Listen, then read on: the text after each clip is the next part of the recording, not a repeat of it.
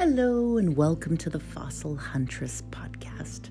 I hope you guys are all doing very well. Today on the show, I thought we would go and explore the story of an evolutionary aha moment that came from a single partial fossil skull found on the shores of a riverbank in eastern Canada. And this wee skull, combined with a number of other fossils, helped us gain an understanding of the transition of fish to tetrapods and the eventual jump to modern vertebrates. So embedded in the tale is some history and the origin of the human and vertebrate hands, a little bit about our early geology and about our young Canada when we were a young country and some of our proud and less proud history. So wherever you are in the world, fly with me over to North America, to Turtle Island, over to Canada's far eastern coast. So if you're looking on a map, look for the big blue area of Hudson's Bay, and then head south of there to Quebec. And between Quebec and New Brunswick is a little slip of land. It looks like a tongue sticking out, and it's the Gaspé Peninsula. And so we're going to be heading there today, and I'll tell you the tale of finding some wonderful transitional specimens that help us understand our evolutionary leap from fish to tetrapods, and it'll take us back in time to the Late Devonian. That small bit of skull, that wee fossil from the Late Devonian, was the Stegocephalian Elpistostege watsoni. So this is an extinct genus of finned tetrapodomorphs, and he lived during the Late Devonian. So this is around 382 million years ago, so a long time ago. And Elpistostege watsoni is perhaps the sister taxon to all the other tetrapods. And the fossil was described in 1938, so many moons ago, by British paleontologist and elected fellow of the Royal Society of London, Thomas Stanley Westoll. So Westoll had done a lot of research in various areas, so his interests were wide-ranging. He was a vertebrate paleontologist and geologist, and he's perhaps best known for his innovative work. He was an opinionated little fellow. His opinionated work and his innovative work on the Palaeozoic fishes and their various relationships to tetrapods. So as a specialist in early fish, Westoll was asked to interpret this single partial skull roof that was discovered in Quebec in eastern Canada. And his findings gave us the publication that would name Elpistostege watsoni and also help us to understand the evolution of fish to tetrapods, so four-limbed vertebrates, and one of the most important transformations in vertebrate evolution. One of the challenges in piecing together an evolutionary story is seeing all the pieces for what they are. And when you find specimens and you only find bits and pieces, sometimes the critical piece is not the one you find. So in this case, a pectoral fin. So hypothesis of tetrapod origin relied heavily on the anatomy of but a few tetrapod-like fossil fish from the Middle and Late Devonian, so 393 to 359 million years ago. So these taxa, and they're known as the elpistostegalians, include Panderichthys, Elpistostege, and Tiktaalik, and none of which had revealed the complete skeletal anatomy of the pectoral fin. That was until 2010, when a complete 1.57 meters, so a big boy, articulated specimen was found and described by Richard Cloutier and friends. So it took them about a decade to finally put that paper together, and it's probably because there was so much prep and analysis that needed to go into it. But the specimen helped us to understand the origin of the vertebrate hand. So taking a look at fish into tetrapods and the homologous, so the similar bone arrangement, or the phalanges, the finger bones of modern tetrapods, to the basal tetramorphs. So we were able to look at a fully complete specimen and make some wow moment comparisons. So once all that painstaking preparation had been done on the 2010 specimen, and with the help of some CT scanners, we could now clearly see that the skeleton of the pectoral fin, that piece of the fossil that was sort of the linchpin missing from other specimens, had 4 rows of radials, so 2 of which included branched carpals, as well as 2 distal rows organized as digits and punitive digits. And so what does that mean, and why is that exciting? It tells us and shows us that in this in-between species, between fish and land vertebrates, that the fin retains those wee fin rays distal to the radials. And this arrangement confirmed an age-old question, showing us for the first time that the origin of phalanges, those little finger bones, preceded the loss of fin rays and not the other way around. E. watsoni is also very closely related to Tiktaalik. So this is a specimen that was found in 2004 in the Canadian Arctic. It's a tetrapodomorphs species, and these are advanced forms of transitional species between fish and the early labyrinthodonts. So we playfully refer to these as fishopods, half fish, half tetrapod, both in appearance and in limb morphology.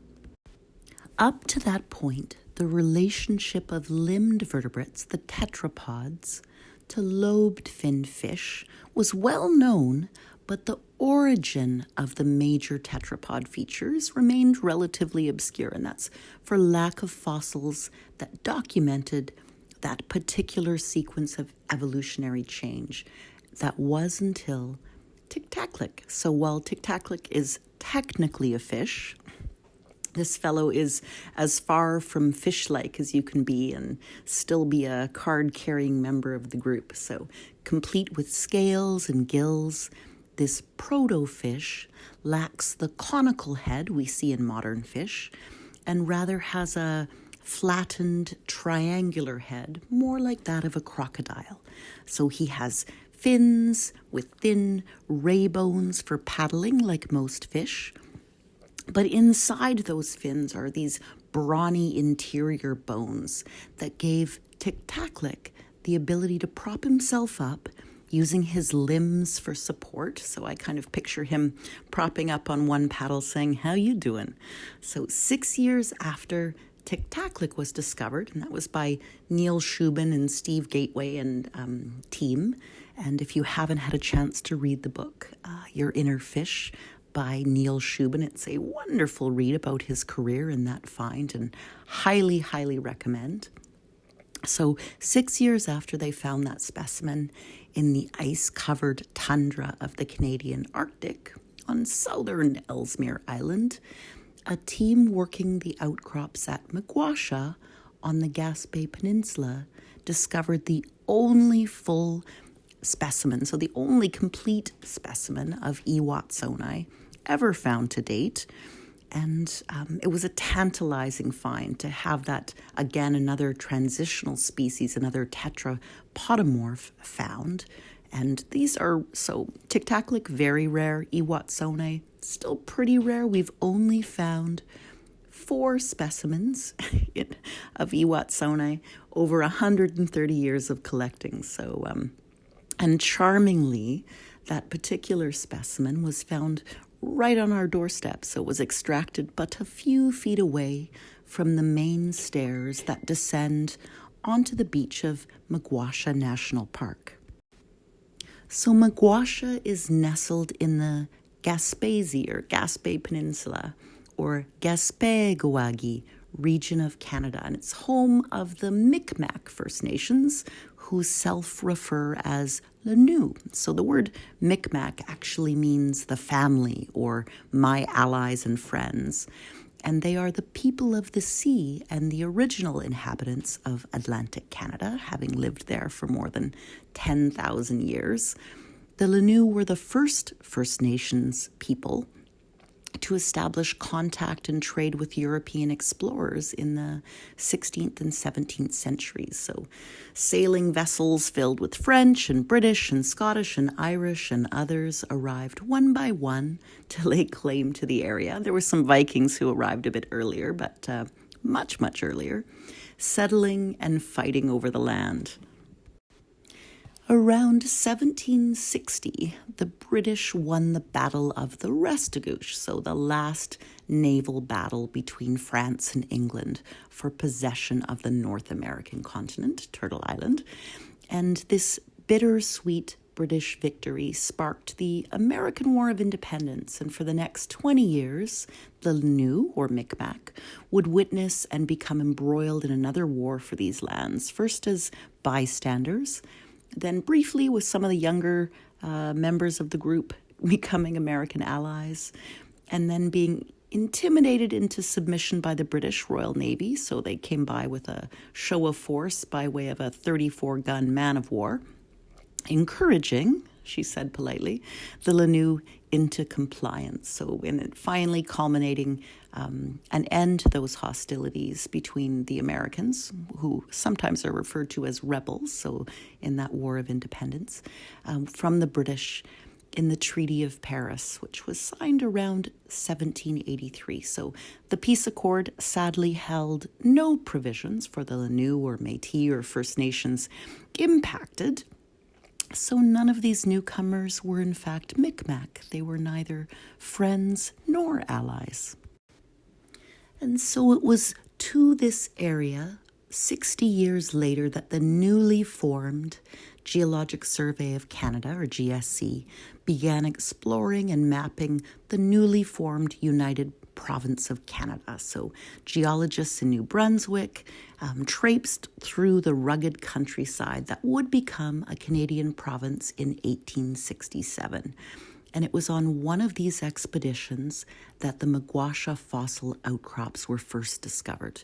And they too would transform in time to become Mugwasha National Park, or Parc de Mugwasha. But at first, they were simply a hillside across the water and a treasure trove of newly discovered Late Devonian fauna. In the summer of 1842, Abraham Gesner, who was New Brunswick's first provincial geologist, crossed the northern part of the region exploring for coal. So he's walking in the footsteps of where those amazing battles happened for first the British and the French, and then the British and the Americans, and at all times the home of the Micmac or the Lanu.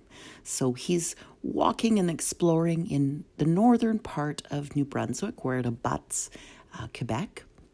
And he's meant to be exploring for coal. So he was mostly looking for coal, but Gesner also had a keen eye for fossils, and this trip that he was doing along the northern border followed fast on the heels of his explorations around the Bay of Fundy, where we find the beautiful Joggins cliffs with standing trees. So he had a strong interest in geology and paleontology, and a keen eye for both. And he was also a bit of an inventor. So he was a good chemist, and he is perhaps most famous for his invention of the process to distill the combustible hydrocarbon kerosene from coal oil. So a subject that he would have had lots of time to ponder on his long walks exploring a budding Canada. And we have him to thank for the modern petrology industry. So he filed many patents for clever ways to distill the soft, tar-like coal or bitumen still in use today. Following the Restigouche River in New Brunswick through the Dalhousie region, Gesner crossed through the estuary to reach the southern coast of the Gaspé Peninsula. So he had a keen eye and was able to see that this was lovely sedimentary outcrops, and they might contain fossils, and he was quite right. In his 1843 report to the Geologic Survey, he wrote, "I found the shore lined with coarse conglomerate. Farther eastward, the rocks are light blue sandstones and shales, containing the remains of vegetables," so not his best work in terms of ID. "In these sandstones and shales, I found the remains of fish and small species of tortoise with fossil footmarks." So we know now that that little tortoise he reported was the famous Bothriollepis, a type of placoderm fish. And it was also the first formal mention of the Maguasha fauna in scientific literature. So despite the circulation of his report, his discovery was all but ignored for a time, and the cliffs and their fossil bounty were abandoned for decades to come. So geologists like Els and Ford and Weston and researchers Whiteeves and Dawson would eventually follow in Gesner's footsteps. But at the time, the focus was really on the exploration for coal.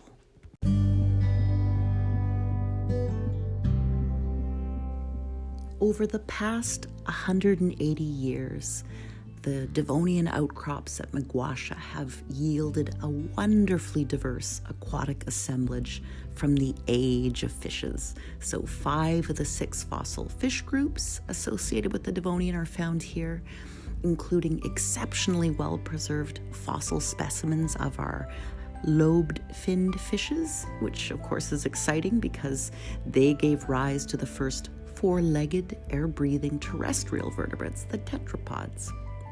And we find some of the lower vertebrates, a limited invertebrate assemblage, along with some terrestrial material as well, so plants and scorpions and millipedes.